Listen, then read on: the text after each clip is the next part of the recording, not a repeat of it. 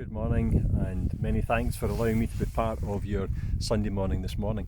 I'm here on the Shalloch on the Minnoch, just overlooking Loch Braden, and I wanted to share with you some thoughts on one of the great Old Testament characters who is often linked with hills and with mountains, a man I'm sure that we've all heard of called Moses.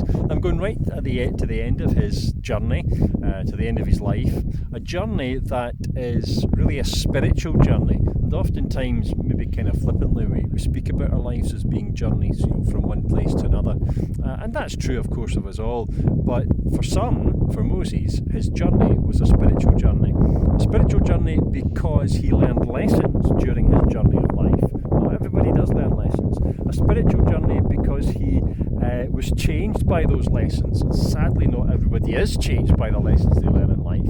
And a spiritual journey because he discovered the fountain, the source of all spiritual refreshment. He discovered the God of heaven.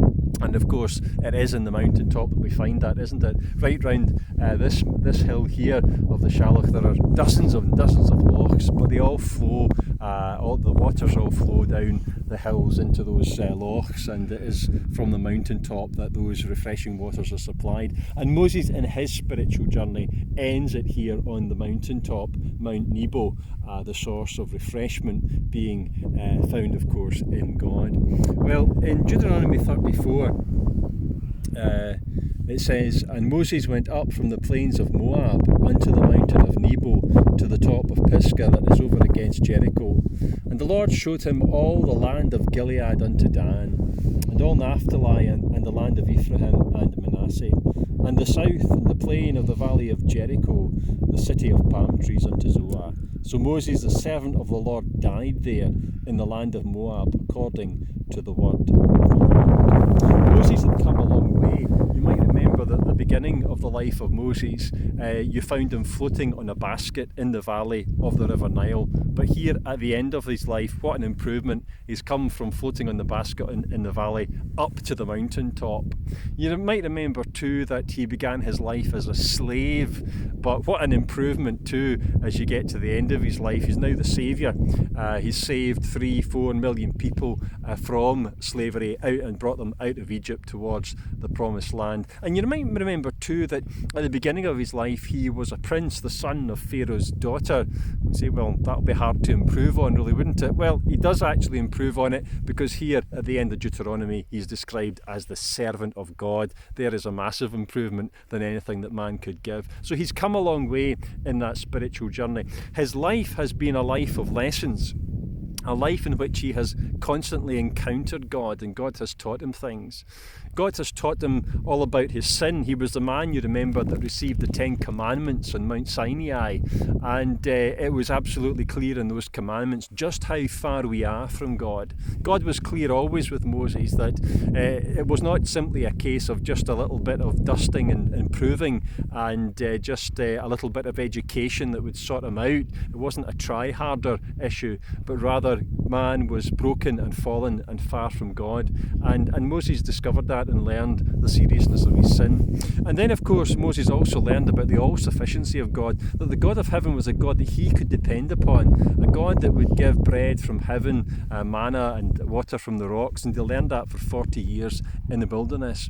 And he also discovered and was taught, at least in picture for him, that the God of heaven that knew all about man's sin and all about my sin and Moses' sin is a saviour God. For God had given instructions for Moses to build a temple called a tabernacle, a kind of mobile temple, in which it was clear that the way back to God was by sacrifice and the shedding of blood, a pointer and a picture to the coming of God's Son, who would offer himself as a sacrifice for sin and for sinners. And he discovered that by taking God at his word and trusting him and resting on him, that God indeed was his saviour and was all sufficient for him. But interestingly here, at the end of Moses' life on Mount Nebo, we find that God has kept perhaps one of his best lessons till the very end of Moses' life.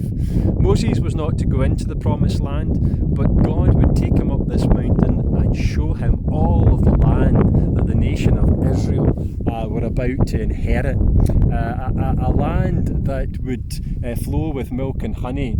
And God was was showing Moses that despite the struggles and the difficulties that he knew, and despite all of the trials and the afflictions, despite the murmurings against him, despite the persecution and the trials of his life had significance. It was important because his piece of his spiritual journey actually was part of a far bigger picture that God was painting.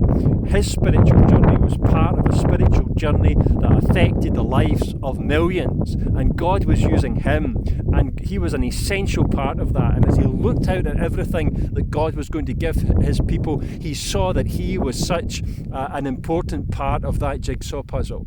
And so too, of course, in our spiritual lives, it is easy at times to become introspective, inward-looking, self-centered.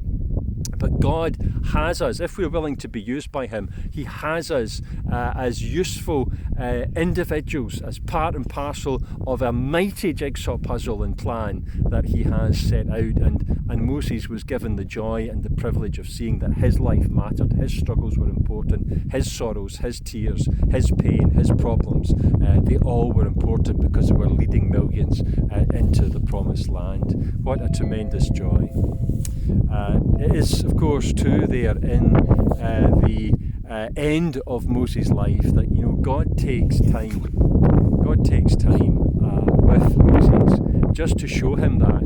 And as he shows him the promised land, it just would point out, wouldn't it, that Moses is important to God, and that taking time to show the future to Moses, it just was a little indication there at the end of the book of Deuteronomy that, there was a future, not only for God's people, but also for Moses.